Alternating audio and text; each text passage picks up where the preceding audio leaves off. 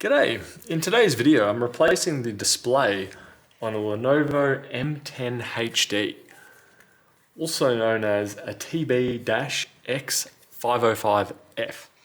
So this particular one, I'm replacing the touch panel and the glass, as it comes as one part. I wouldn't recommend trying to do glass only or digitizer only on this model, just being that it does seem to be glued. So this is an aftermarket one, but I'm pretty sure the factory one maybe adhesived quite a bit more. So what we're going to have to do to get in there is take this back off. On this particular one I had it sitting on the heat pad here at 75 degrees Celsius for around about 5 minutes. It may or may not be necessary, but I do find it helps with opening up devices, so it's just a habit that I have. To begin with, we'll want to take out the SIM tray. Granted, this may not also be necessary, but it's always best practice to remove them if we can. There doesn't look to be any others, so from here I should be able to pry. There we go, that's lifted. Use the pry tool. It's coming apart relatively easily. Now I do note I just lost a button. One button just fell off. There's another one just loosely sitting here as well, so I'm going to take that away so I don't lose them by accident.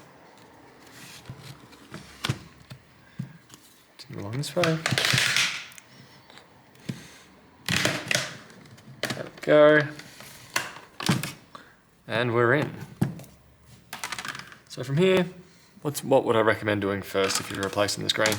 First things first, disconnect your battery. Undo one screw. As I say, disconnect battery. This one here is not the battery. This one here is. So that was one Phillips screw to be able to get into there. Move that out of the way. Zoom you guys in. So here's the battery connector right there. I'll just be able to flip that up with my nail. And now the machine has no power going into it. So that does remove most chances of damaging things. Next up, we've got over here. If I disconnect this one, this here is the touch panel. This little black bit of the latch will flick up and over, and you should just be able to pull that cable backwards. If you have issues after you've replaced the screen and touch panel with touch, this is the connection you'll be looking at to try and figure out what's going on. Make sure it's nice and flush when you reinstall it. The heat has helped me lift that up, as it does have adhesive around that square. You can see on the outer perimeter the adhesive, so that did help lifting that up. Next up over here is where we want to go. Lift this black tape up. Well, this black tape contains what I believe to be a flex cable for the screen, like that. Take that off, move it out of the way. Now I'll take off or lift up this latch nearest to the cable, like so. That's it in the open position. Go. Yeah, remove this adhesive over here. And do the same over here, lift up. And that there is your monitor or the display flex cable. It makes an L shape, plugs to the main board, plugs to the screen. So if you do damage that or tear it, you will require to replace it.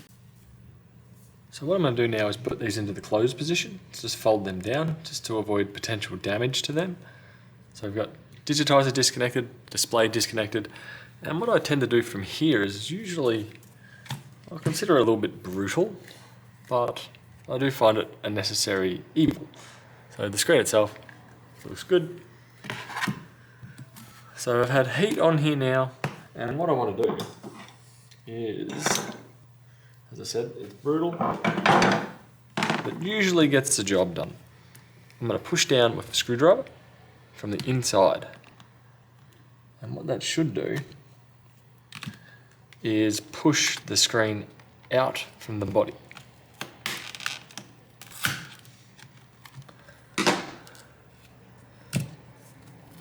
There we go, that's got it started.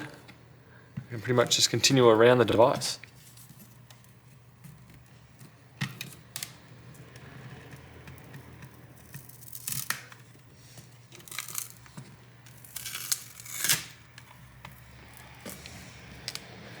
And that's got us mostly in there.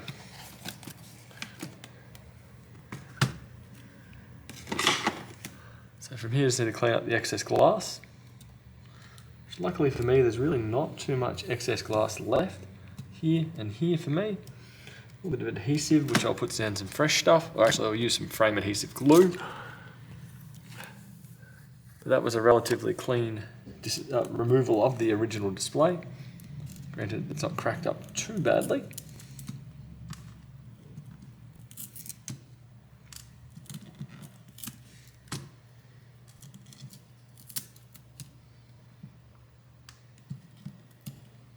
There we go. So right now I'm pretty happy with how clean that is. A little bonus tip. Go over it with a toothbrush. One, when you go over it with a toothbrush, any of the small little glass fragments that may be left behind tend to leave, which is quite necessary and quite handy. Especially when you go to put that new screen in and they don't leave. You'll end up with a cracked display. Next up, I'm going to use some frame adhesive, some B7000. There is various other ones you can get. This one I'm usually happy with. So I'm just going to go on around the outer perimeter, basically where the tape was previously, and just put a thin blob around.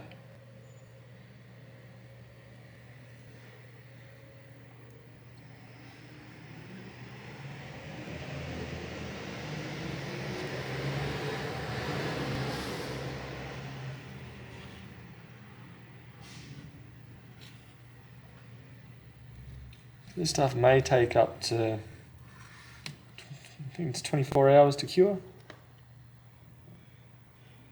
That is just something to be aware of. Usually hold a decent stick pretty much from the get-go. Do note one side of this is considerably shorter than the other side. So if your replacement glass doesn't look like it's stuck down properly, or it's off-centered, it probably isn't. There we go, enough glue down there. Next up, I need to feed this cable through this hole. Had to think for a second which one it was. Peel that tape off there. I'll lift it up. And I was about to say feed it through. Now I've confused myself. Where are we? My mistake. It's going through at the top over here.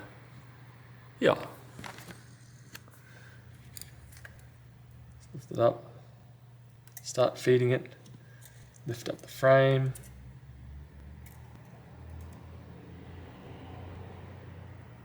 There we go. Feed that through. Feed it through. Stick it on there. Loosely drop it. Loosely drop it. Slightly shift it around.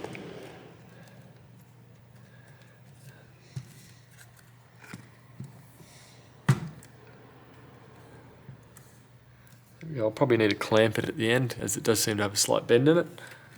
That is alright, that's not too far out of the unexpected.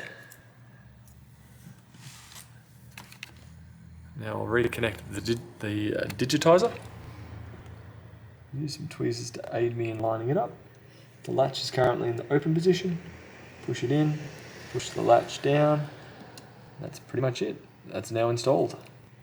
I'm missing the adhesive on there, so we'll actually lift this up. I'll get some double-sided tape. Oh no, don't need to. Just need to peel this blue bit off.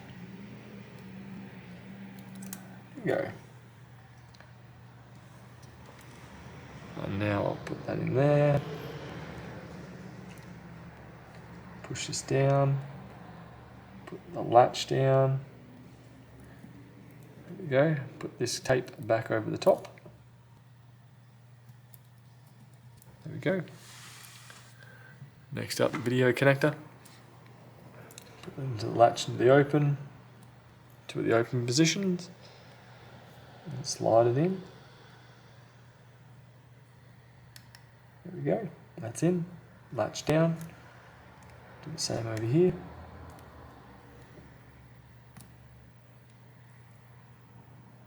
Go, latch down, connected. I want to use the tape and just put it over the top again. From here, it'll be worthwhile testing it out just to make sure it's all okay before you seal it up. I'm pretty sure we're going to be alright, so I'm going to not worry about that. Next up, reconnect the battery. Typically I line it up over the top, wiggle it a little bit, and then push down. And it should make a click sound when it's in position. And we got the battery bracket, which looks to be latching over and down. And back to our Phillips head screw, just a single one. Screw that on. That's connected. Next up after this, we have got to put the buttons back in. So that should line up. Drop in. Line up and drop in. Like so. And then we're right to put the back cover on from here. I'm going to turn the heat off this heat pad as it may end up damaging my display. Putting 75 degrees into an aftermarket panel normally doesn't end too well, as I do tend to flex and warp from the heat. Next up, let's put this cover on, the back on, click. So this one just clicks into position. Just work the way around, pinching it. That should clip it all into position. There we go.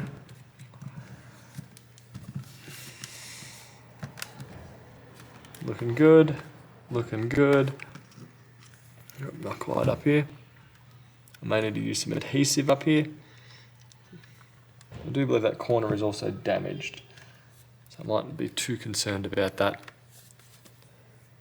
Start put this back in, bam, and from there, I'm going to clamp it just so the glue holds that screen in, and this one's done.